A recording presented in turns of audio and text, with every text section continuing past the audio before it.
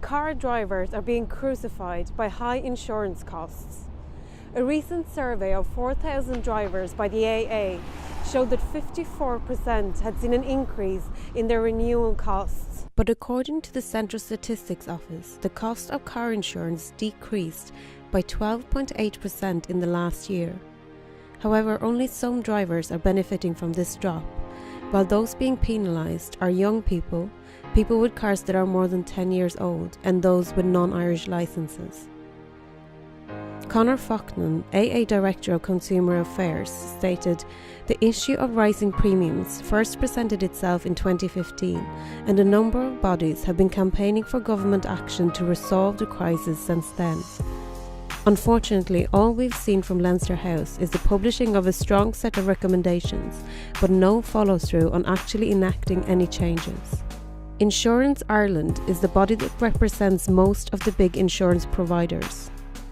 Their current CEO, Kevin Thompson, is a former CEO of Alico Insurance, which was fined by the central bank for breaching regulations in 2009. Insurance Ireland's main message is that the rising premiums are caused by a high level of awards for injuries and excessive legal costs. But their argument makes little sense. Road safety in Ireland has improved dramatically, and the number of fatalities have dropped. In 1997, for example, there were 472 fatal collisions on Irish roads, but by 2016 this had dropped to 166. According to their own data for 2015 submitted to the Central Bank of Ireland, claims were down, and so was the average cost per policy, which decreased by 4 to 6% compared to 2014. The second argument they make is that excessive awards are being made for injuries. Awards for injuries are made either by the courts, the Personal Injuries Assessment Board, or through private settlements. However, the insurance industry refuses to publish data on the private settlements that are made. The real cause of the problems with car insurance is the insatiable drive to make profits.